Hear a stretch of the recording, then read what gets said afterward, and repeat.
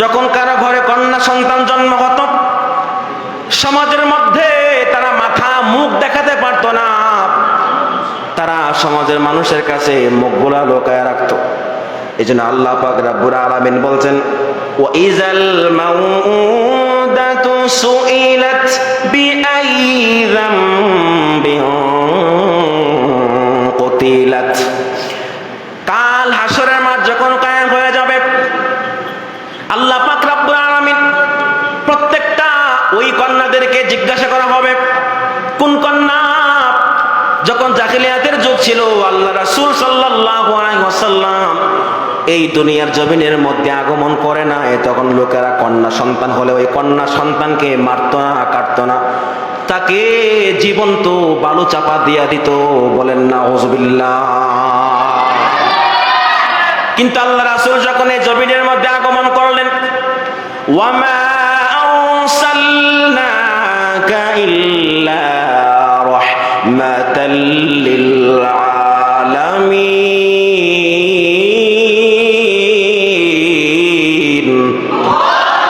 আওয়াজ দিয়ে বলা যাবে কি?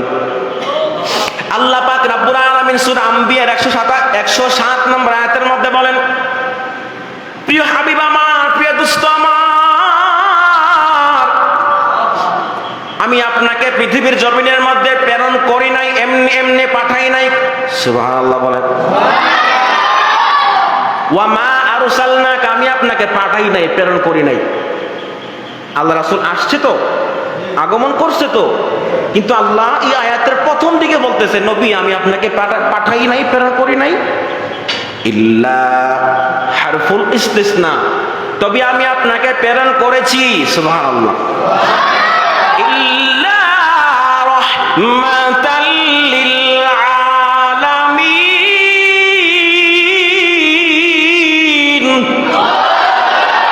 আমি আপনাকে সাধারণ নবী বানায়া প্রেরণ করি নাই, আমি আপনাকে সাধারণ রাসূল বানায়া প্রেরণ করি নাই, আমি আপনাকে ঈসার মতো, মুসার মতো, ইব্রাহিম খলিলুল্লাহর মতো 1,24,000 মতান্তরে 2,24,000 নবীর মতো আমি আপনাকে পৃথিবীর জমিনের মধ্যে পাঠাই নাই।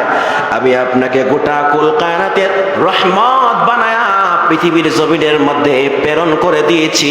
বলেন সুবহানাল্লাহ।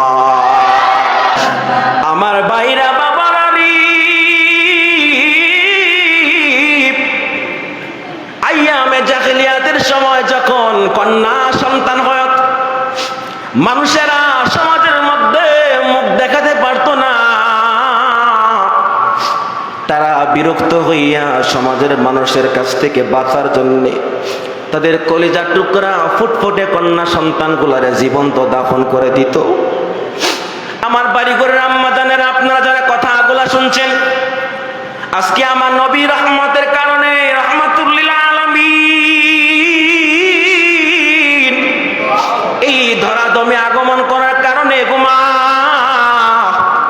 আপনাদেরকে আল্লাহ পাক একজন পিতা থেকে একজন মাতার 3 গুণ সম্মান বাড়াইয়া দিয়েছেন। বলেন কয় গুণ? 3 গুণ সম্মান বাড়াইয়া দিয়েছে। একজন মা যখন পর্দা করে, বুরকা পরে রাস্তায় চলে, মানুষ সম্মানের চোখে দেখে। আর যখন একজন মা, একজন বোন বেহায়াপনা করে, সাজুগুজু করে রাস্তার মধ্যে হাঁটে, মানুষ কুনজর দেয়। কথা কয় না? একজন সুন্দরী মেয়ে রাস্তার মধ্যে হাঁটলে মানুষ সুনজরে দেয় নাকি কুনজর দেয়?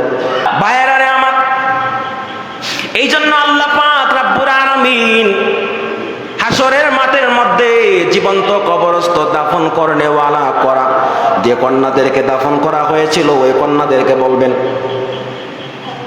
তোমাদেরকে কোন কারণে বিআইয়ি যামবিন কুতিলাত, তোমাদেরকে কোন কারণে হত্যা করা হয়েছে, তারা আল্লাহর দরবারে নালিশ করবেন।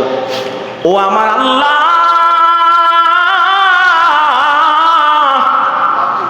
পৃথিবীর জমিনের মধ্যে আমাকে মায়ের গর্ভে পাঠাইছিলাম, দুনিয়া জমিনের মধ্যে ভূমিষ্ঠ হওয়ার পরে আমি কিছু বুঝি না, আমি কিছু জানি না।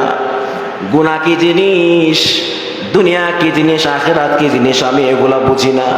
আমার একটাই অপরাধ, আমি কন্যা হয়ে, মেয়ে হয়ে দুনিয়ার জমিনের মধ্যে আমি গিয়েছিলাম, মায়ের পেটে থেকে জমিনের মধ্যে ভূমিষ্ঠ হয়েছিলাম, আমার বাবা, আমার মা, আমার সমাজের লোক আমাকে জীবন্ত দাফন করে দিয়েছে।